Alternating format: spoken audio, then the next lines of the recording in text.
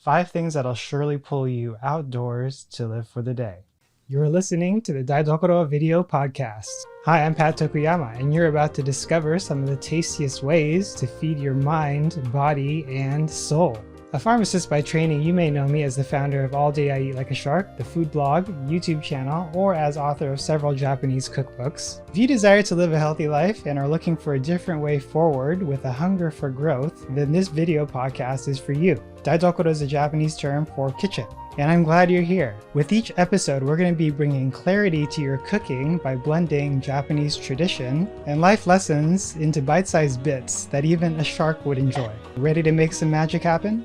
A previous episode, you may have remembered one of the things that I started off with was with the proverb or saying ichigo ichie, which means sort of once in a lifetime opportunity. So sort of tagging on to that, living for the day, trying to be present is something that I've been a little bit more mindful of in the past few years. And on my last trip to Japan, I made sure to get out of the cities and explore the countryside where things are a little bit slower, quieter, more naturey, and just feel a little bit more like Japan used to be back in the day, away from all the modern lights and noise that you might find in a major city like Tokyo or Osaka. So one of the things that I'm always looking for when I'm traveling is a little bit of nature. So one of the reasons that I like nature is that there's an opportunity to experience and enjoy stillness, which is going to give you a little bit of time to reflect and to think clearly, maybe gain some clarity, and just overall be in the present. And in that solitude, stillness, being out in nature,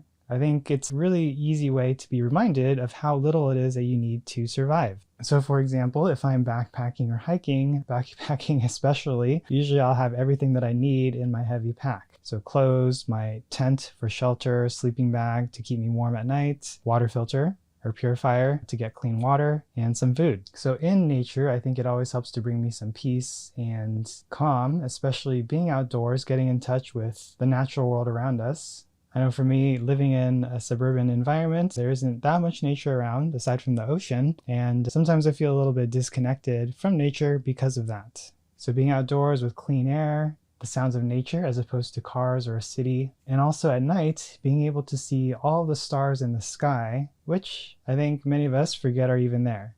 One of my favorites is being exposed to the weather, both good and bad, of course, depending on how you look at things. A good analogy I like to always share is that with rain, right, that could be interpreted in multiple different ways by multiple situations. So for example, if you're a farmer who has been experiencing drought, you might find the rain to be a savior because it's going to save all of your crops. If you are just somebody who's living in the city and are used to running around outside to exercise or to walk to and from work, that rain might be a nuisance for you because you're going to get wet and or you can't do your exercise like you normally would outside. And the third thing that pulls me outdoors is to just experience something different. So if you haven't really been out in nature too often, I think one of the things that can really sort of make it a memorable experience is to go and do things that you normally wouldn't do. So for example, if it's a hot day, going for a swim in the lake or the river to cool off, there's no better feeling than that.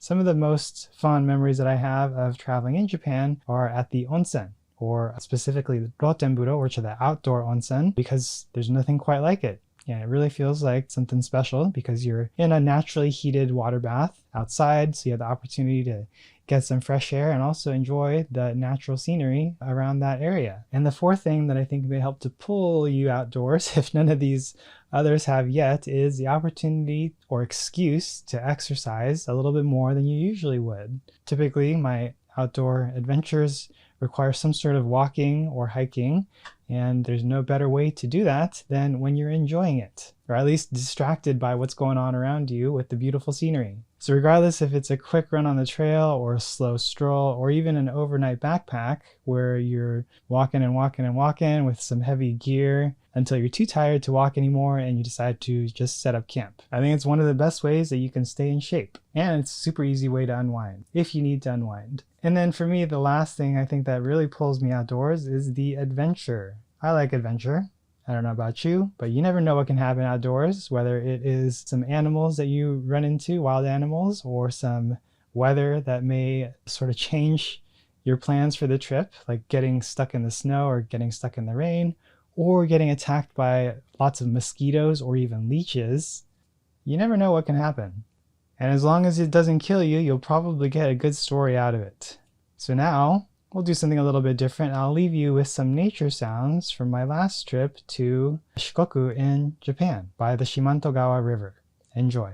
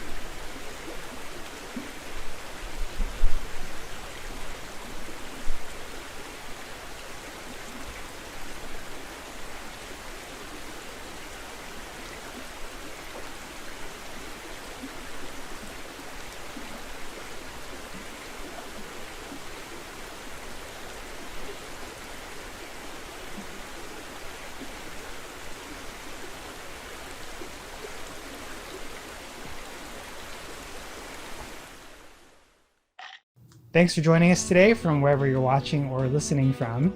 And if you haven't yet, it'd mean a lot to me if you could share your thoughts in a review on iTunes to let me know what you think of this new video podcast.